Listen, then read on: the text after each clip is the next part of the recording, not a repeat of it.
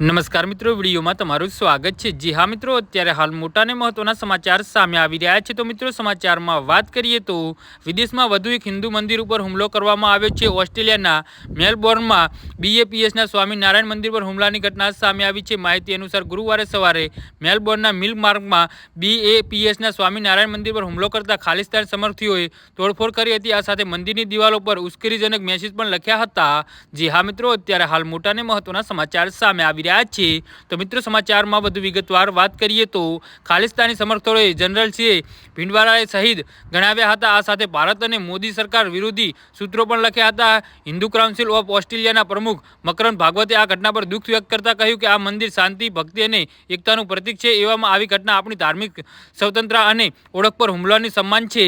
જી હા મિત્રો, અત્યારે હાલ મોટા અને મહત્વના સમાચાર સામે આવી રહ્યા છે। સપ્ટેમ્બર 2022માં કેનેડાના ટોરેન્ટોમાં સ્વામિનારાયણ મંદિરની દિવાલ પર પણ ખાલિસ્તાન તરફથી નારા લખવામાં આવ્યા હતા। ભારતીય હાઈ કમિશનરે આ ઘટનાને સખત વિરોધ ગણાવ્યો છે। તેમજ બ્રિટનના લીટીસ શહેરમાં કેટલાક અજાણ્યા લોકોએ શિવ મંદિર પર ઘૂસીને તોડફોડ કરી હતી અને ધજાને નીચે ઉતારી દીધી હતી। અત્યાર સુધીમાં આવી 100થી વધુ ઘટનાઓ બની ચૂકી છે। જી હા મિત્રો, તો આના વિશે તમારું શું કહેવું છે તો નીચે અમારી કમેન્ટ બોક્સમાં જરૂરથી જણાવજો અને અમારી યુટ્યુબ ચેનલને સબસ્ક્રાઇબ કરવાની ભૂલતા નહીં। વિડીયો પૂરો જોવા બદલ તમારો આભાર।